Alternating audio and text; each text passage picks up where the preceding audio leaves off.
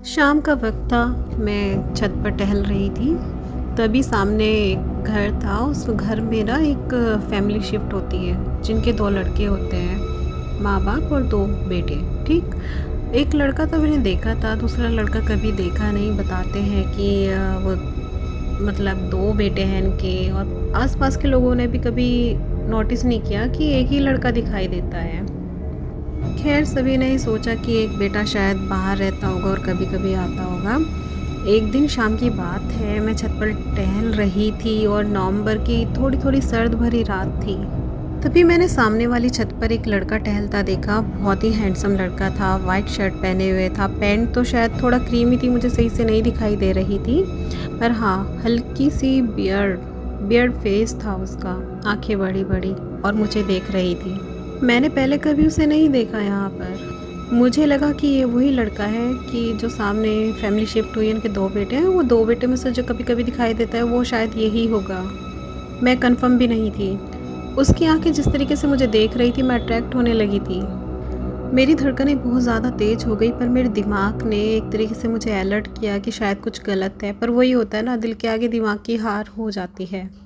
अब कई दिनों तक हुआ यूं कि मेरा छत पे आना जाना रहा और उसका आना जाना रहा। हमारी आंखों ही आंखों में बातें हो गई। अब बात थोड़ा आगे बढ़ने लगी। इशारों ही इशारों में हमारी बात होने लगी और वो छत के सहारे दूसरी छत से कूद कर मेरी छत पर आने लगा और बात करने लगा। अब हमारे बीच में वो सब होने लगा जो एक गर्लफ्रेंड बॉयफ्रेंड के बीच में होता है, एक रिलेशनशिप के बीच में होता है। सब चीज़ें होने लगी।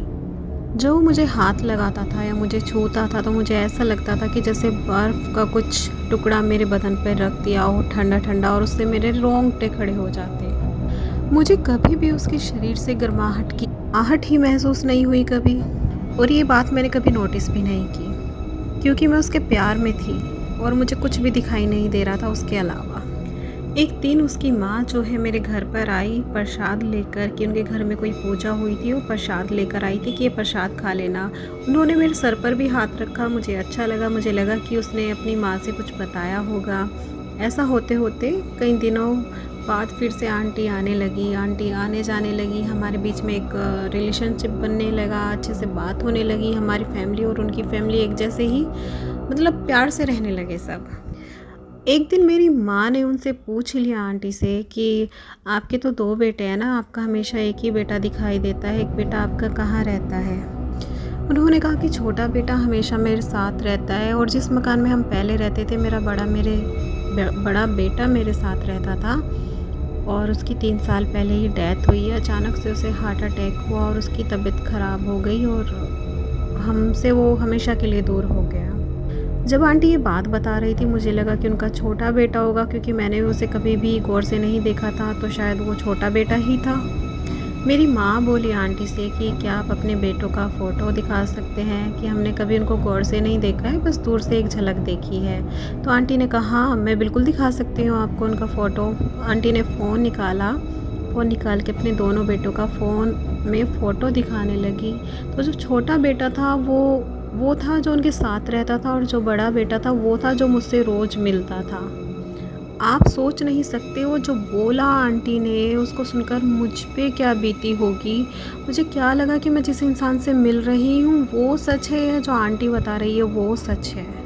मुझे उन सब लम्हों की याद आने लगी जो हमारे साथ 3 महीने से हो रहा था। एक एक रात मैंने उसके साथ बिताई थी, उसको टच किया था मैंने, उसके साथ रही थी मैं रात भर। कई कई रातें रही हूँ मैं उसके साथ। जो आंटी बता रही है, ऐसा कैसे हो सकता है?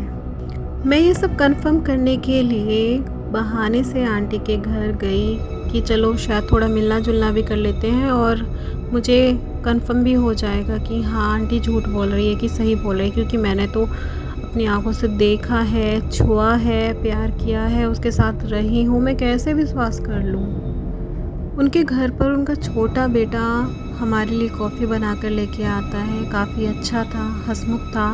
पर उसके बाद क्या हुआ, जो सामने एक तस्वीर टंगी हुई थी, उस टंगी हुई तस्वीर उसी व्यक्ति की थी जिससे मैं रोज़ मिलती थी, और उस पे माला चढ़ी हुई थी। कोई ऐसे झूठ नहीं बोल सकता ना। ये सब होने के बाद सच में मैं आपको बताऊं कि कई महीने तक मेरी हालत खस्ता रही है। मैं कभी छत पर नहीं गई और आज आज तक भी मैं उस छत पर नहीं जाती हूँ। मेरी आज तक इतनी हिम्मत नहीं हुई कि मैं छत पर जाऊं और चेक करूं कि रियलिटी क्या है, क्योंकि सब कुछ होने के बाद अगर मैं आंखें बंद कर रही हूँ तो शायद मेरे साथ कुछ ना कुछ गलत था। एक दिन हिम्मत कर सर्दियों के दिनों में जब धूप आती है तो सबके साथ मैं छत पर गई, तब मुझे वहाँ पर कुछ नहीं दिखाई दिया। तो शायद मुझे थोड़ा सा रिलैक्स हुआ कि हाँ, कुछ दुख भी था कि सच में वो सब चीज़ें थी और नहीं भी थी। मेरे ही साथ ऐसा क्यों हुआ? पर सच में बताऊँ, ये इतना बुरा एक्सपीरियंस था मेरी ज़िंदगी का। मैं कम से कम 1.5 से 2 साल तक भी उस एक्सपीरियंस से बाहर नहीं निकल पाई।